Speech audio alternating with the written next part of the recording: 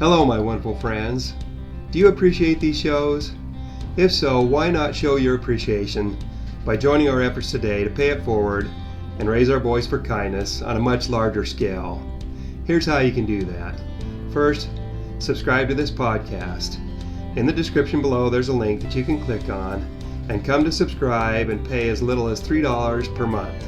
Your support will enable us to continue to bring great content and take our message to a much broader audience. Second, email 5 people you believe our efforts will resonate with and invite them to listen and to do the same thing you're doing. Third and finally, like or subscribe to our social media channels, which are also linked in the description below.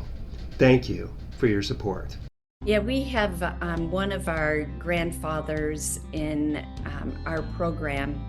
He is a mentor to the youth, and he's in his 80s, and he, prior to being in the Hands for Life family, he was very lonely and he isolated, didn't have contact with this community. And so we, in Hands for Life, we pair the seniors with the children. So we paired him with one of our orphan children, and they get together.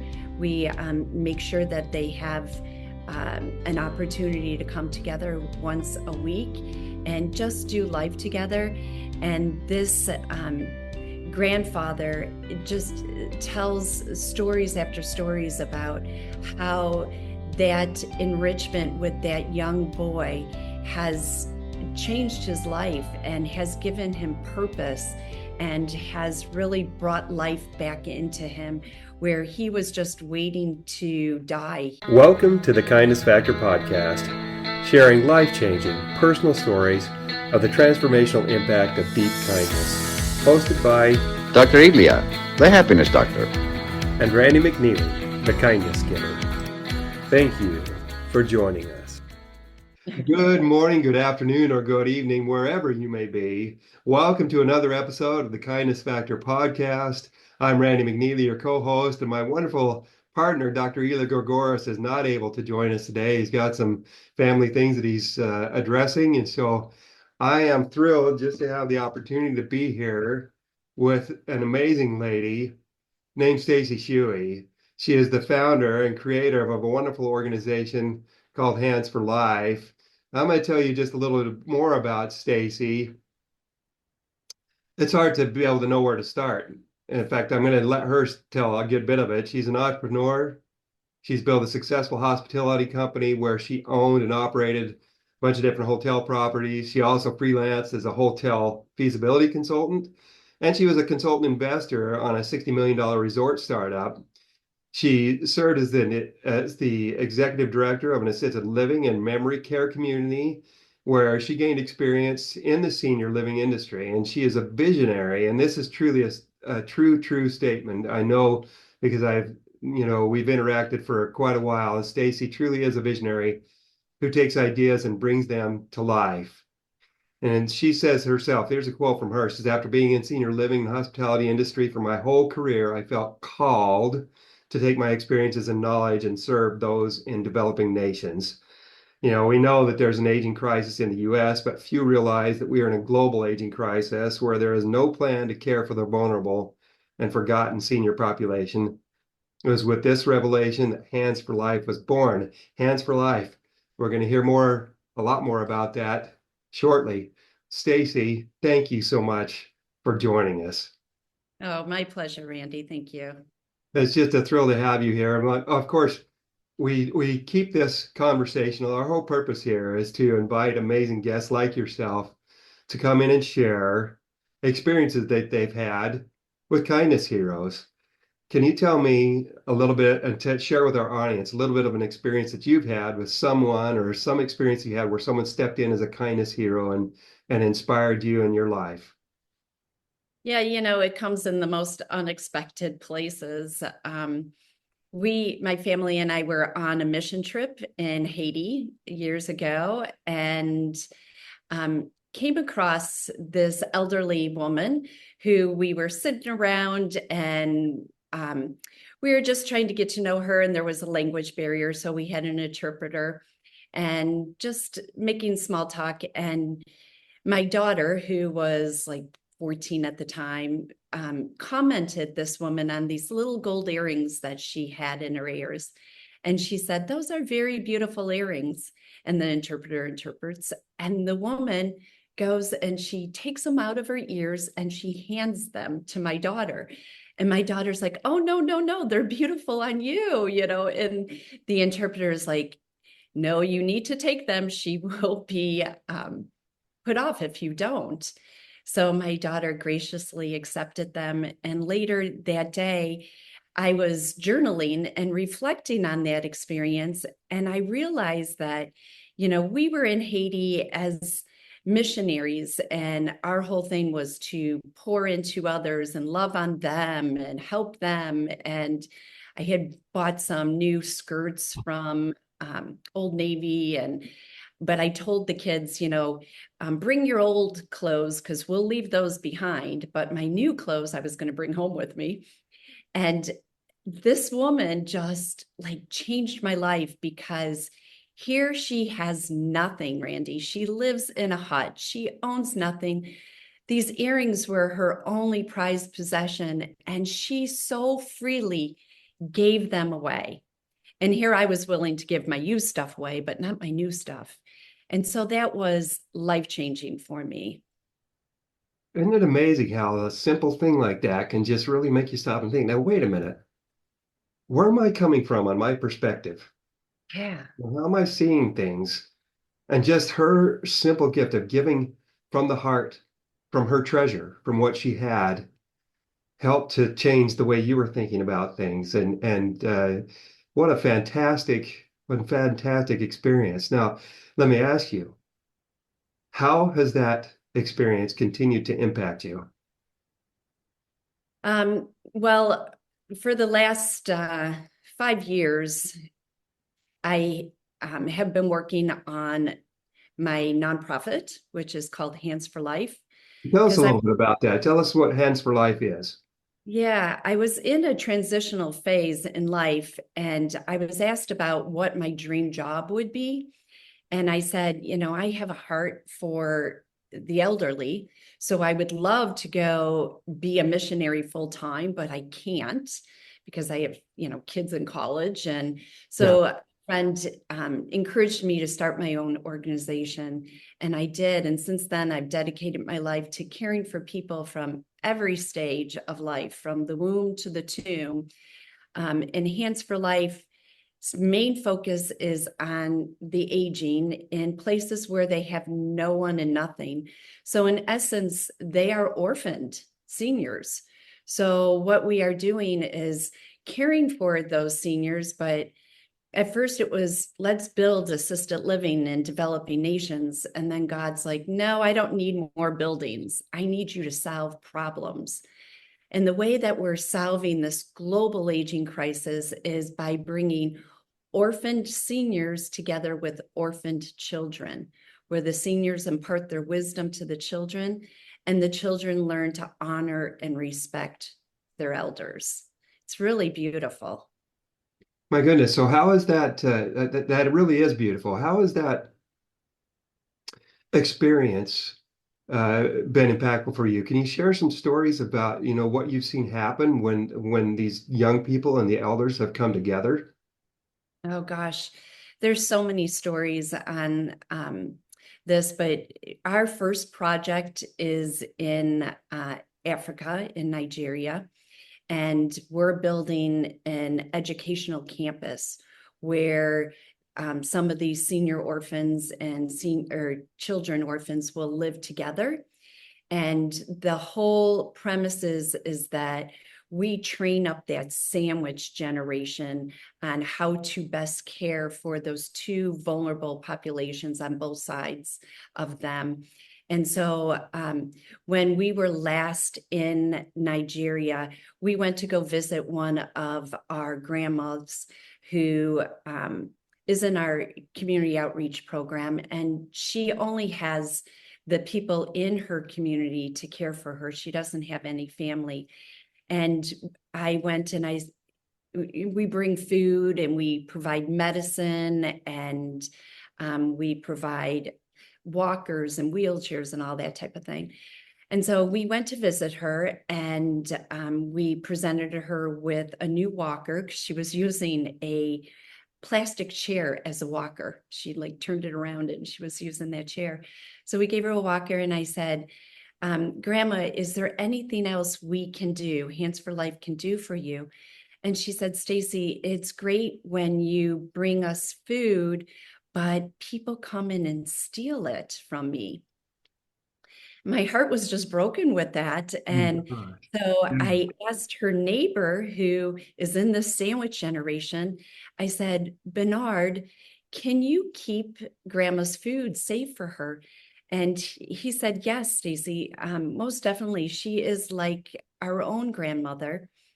And he said, I would love to do more for her, but we don't have the means to even feed my 4 kids, let alone take care of Grandma in addition.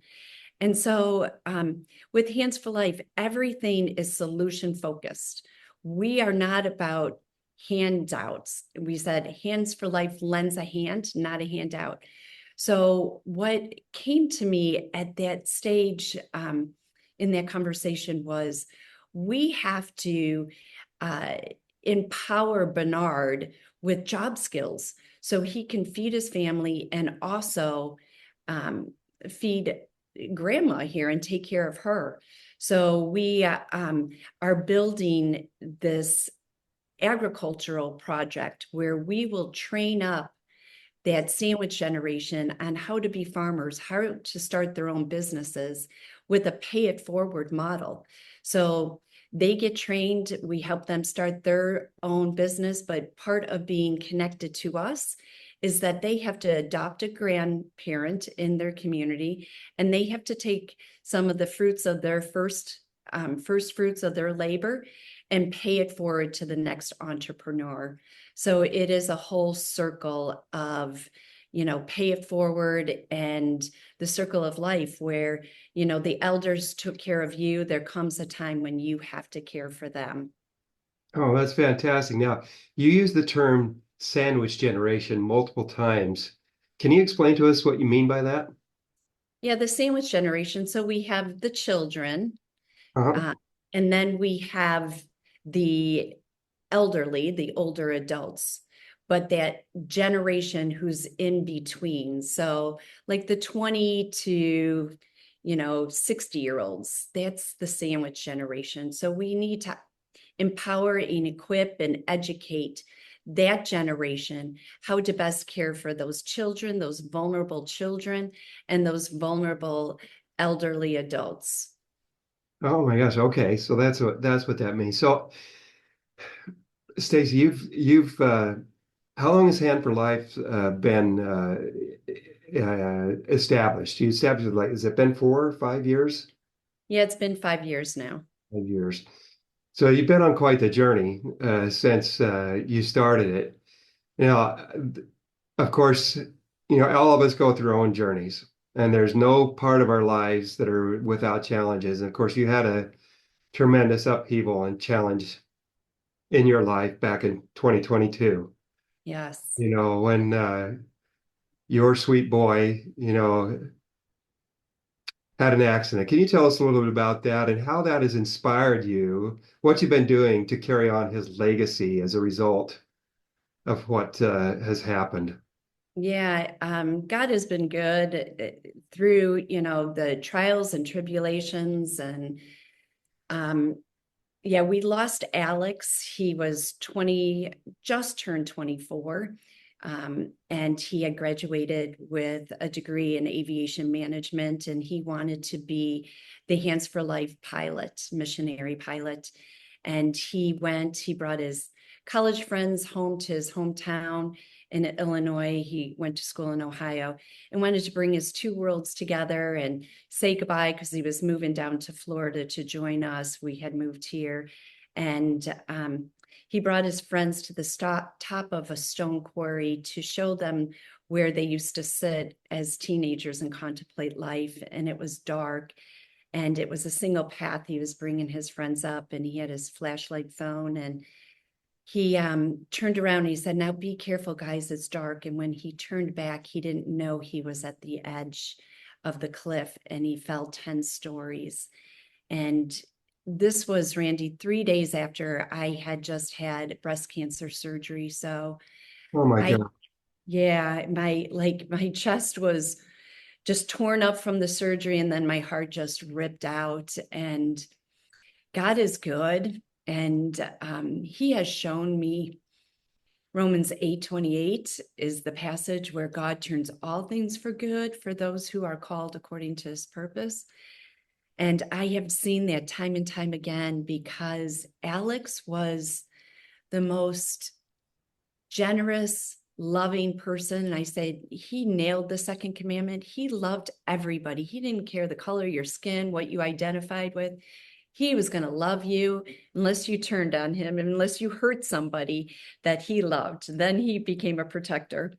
But through his, through the testimony of how he lived his life, people are striving to be more like Alex and loving others. And when the grandparents in Nigeria heard that we had lost Alex, they had asked if they could honor his legacy by naming the intergenerational home after him.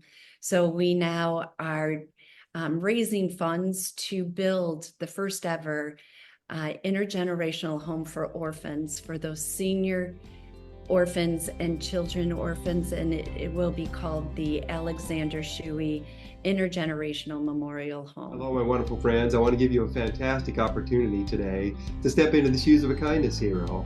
How? Just watch this little video clip, and if it resonates, stop by www.kindnessworldwide.org today and make a donation to help them carry out their wonderful vision of creating cultures of kindness throughout the world. Thank you for your support. When a wallet was returned just moments after it was lost, a purpose was found. This one act of kindness inspired the formation of the nonprofit Kindness Worldwide to create a culture of kindness in communities throughout the world. Kindness Week Worldwide mobilized the entire community in York, Pennsylvania, featuring initiatives and playbook programs including blood drives, kindness cards, K-12 and college students embracing kindness, and an innovative means of community policing, kindness citations. If something so magical can happen in York, Pennsylvania, the same and other inspirations can happen anywhere and everywhere. Our Screen Scenes initiative featuring the Kindness Factor will showcase these many stories of kindness. Let's include your community among them. Kindness is the heartbeat of the world. Together, with your support, we can make all its hearts beat as one. Oh, wow. No, so, okay, so you're talking about you're raising funds to build this home. If people want to help you, and where can they learn more about that and how they can help? Well, they could go to our website, which is h4lworld.org. So h4lworld.org. And there's an email on there. They can reach out to me there, or Stacy at h4lworld.org is my email. And the need is so great, Randy. We have adopt a grandparent and adopt a grandchild program. So for $39 a month, you can sponsor one of these people in our Hands for Life family and really make a difference. And because we're small, we have the opportunities for you to send videos to your grandparent or grandchild, and they will send videos back. So it's a real relationship that you can build with people. And we're looking for people to who are interested in going on the mission trip with us and really love on these people. We have mission trips that we're doing the end of this year. And then, of course, to raise funds to build our educational campus, where there's a sports complex, there's a career workshop, there's a farm and agricultural project, and all kinds of beautiful stuff where we'll share the gospel with people on this educational campus, because it's about educating and equipping the nationals how to best care for their own people.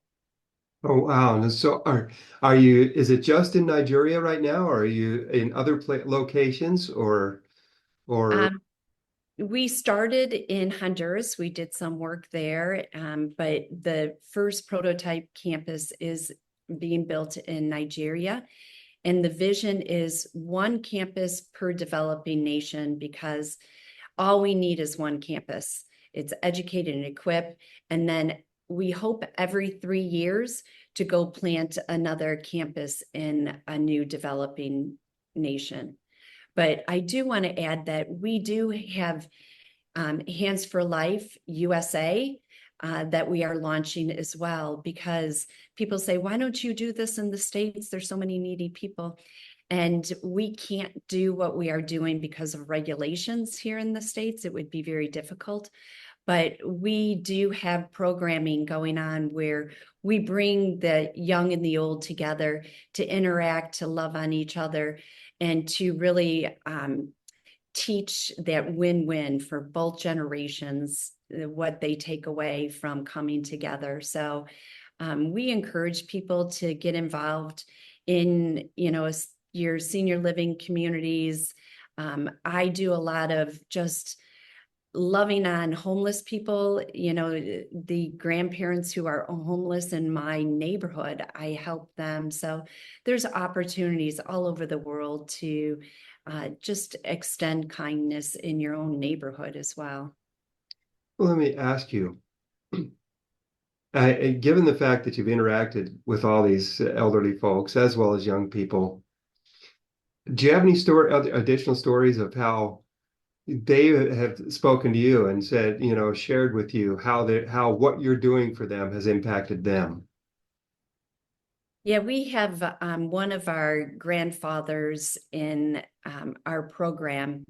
He is a mentor to the youth, and he's in his 80s. And he, prior to being in the Hands for Life family, he was very lonely and he isolated, didn't have contact with his community. And so we, in Hands for Life, we pair the seniors with the children. So we paired him with one of our orphan children, and they get together. We make sure that they have an opportunity to come together once a week and just do life together.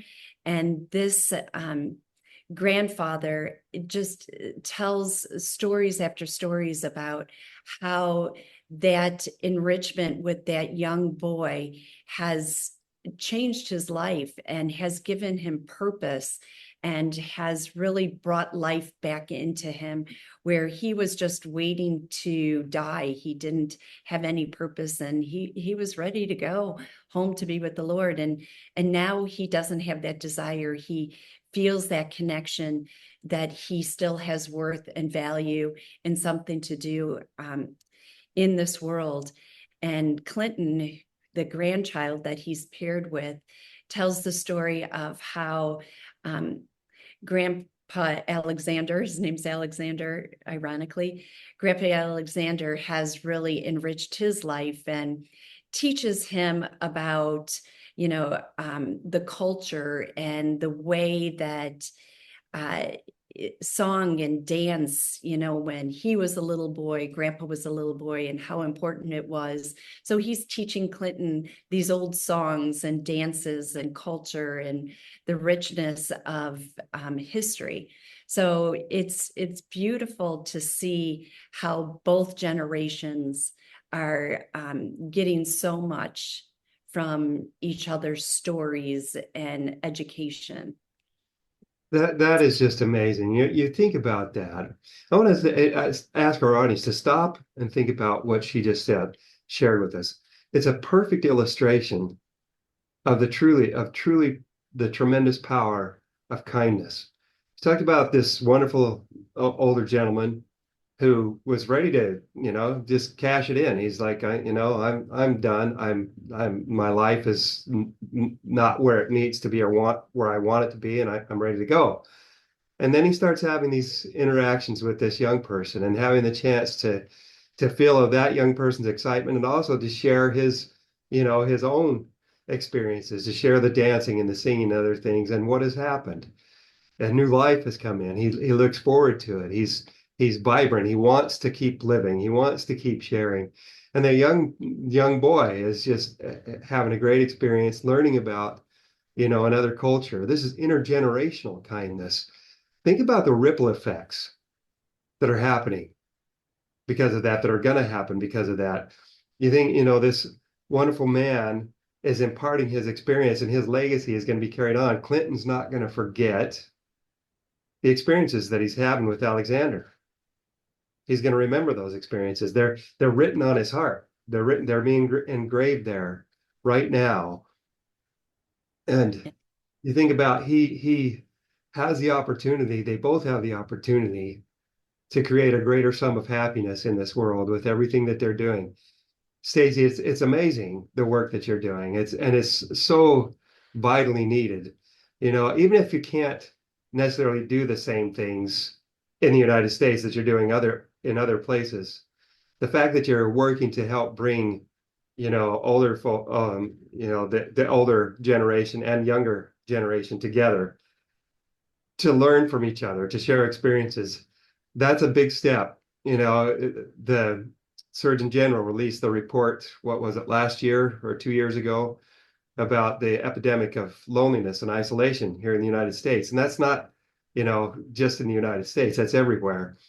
And what you're doing is helping to bridge that gap, to decrease the loneliness and isolation, and to increase the happiness and the joy and the togetherness. And so what a wonderful thing you're doing, Stacy. And can I add one more? Absolutely. So when I was running the assisted living memory care community, it will never leave me when it was Halloween time. We brought in the little kids to trick or treat, and we lined up all of our seniors with bags of candy, and they handed candy out to the kids. And there were some children who were afraid of the seniors because they had never seen an elderly person. And so they didn't understand what this chair was that they were sitting in and rolling around in. And they didn't understand why their skin was wrinkled, or maybe they had no hair. And it really broke my heart. Like, what kind of society are we living in that little children don't interact with the aging population, and vice versa, where seniors don't get to interact with kids? You go to church, the kids get put into their, young teaching, the kids camp, and the two generations don't interact. So we are trying to be intentional here in the United States with bringing these two generations through the foster kids and senior living communities, bringing them in and doing activities together, and just strengthening these connections, these intergenerational connections, which will then strengthen communities from the ground up. Stacy, something that is wonderful about what you're doing is, of course, we all know we're recording this on Valentine's week. It's not going to get released until next week, so it'll be past Valentine's Day. But one of the things that I'm involved with is a thing called Heart and Hands for Kindness. And we do this, and we show our love for caring for each other. That's the beautiful thing about what you're doing, Stacy. You're bringing love into the hearts and the lives of those seniors and of the young people. You're helping them to recognize that it's really loving and caring about people and about each other that makes the world a brighter, happier place, that makes things better, and that is going to end up, the old statement, love conquers all. You're helping to prove that that's not just cliche, it's true. Yes. Love bridges the divide. There's so much divisiveness in this world, and love makes the difference. It bridges the divide. What an amazing thing you're doing. I so much appreciate. And, Appreciate. and kindness restores dignity, right? When Yeah, you give a warm meal or just a listening ear, um, that is an opportunity to contribute to society. It can restore dignity to those who feel forgotten. And, we also focus on kindness as a legacy. When we teach the next generation to serve and uplift others, we're planting the seeds of kindness that will grow for years to come in the pay it forward model, right? absolutely. Love that. Thanks. Yeah. Thanks for all you're doing, Stacy. Yeah. So appreciate you. My goodness, Stacy, it's already we've we've zipped through that 24 minutes that we talked about, and it's the time to start wrapping up. Thank you so much for a wonderful conversation. Let me ask you again, if our audience wants to connect with you, how's the best way to do that? Can you share that with us? Yeah, so our organization is HANDS, the word hands, and then a space, the number 4 life. So 4 life is all one word. And our website is h4lworld.org. All right. And if they want to connect with you directly, can they connect with you on LinkedIn, or is there other social media or? Yes, we are on all. So Stacy Shewey, Shewey. I'm on LinkedIn. Hands for Life is on LinkedIn. Facebook. We're on all of the social media. Okay, great. Well, that we'll make sure that that ends up in the description. I want to take a minute just to thank our audience for taking the time out of your day. You didn't need to join us today, but you did, and we appreciate you. If this resonated with you, remember to like and subscribe to the podcast because we would love to share Stacy's story all over the world as well as many, many other stories. And your liking and subscribing can help us do that. Not only like and subscribe, but please remember to share this. Share this with your family, friends, and your social media platforms. And finally, take just a minute to stop and think, what did I learn? How is it applicable to me? And what am I going to do about it? Stacy shared some great things with us and some good nuggets. So take the time to do that. And remember, as you go throughout your next week and throughout your life, that with kindness, everybody wins. Thank you for joining us.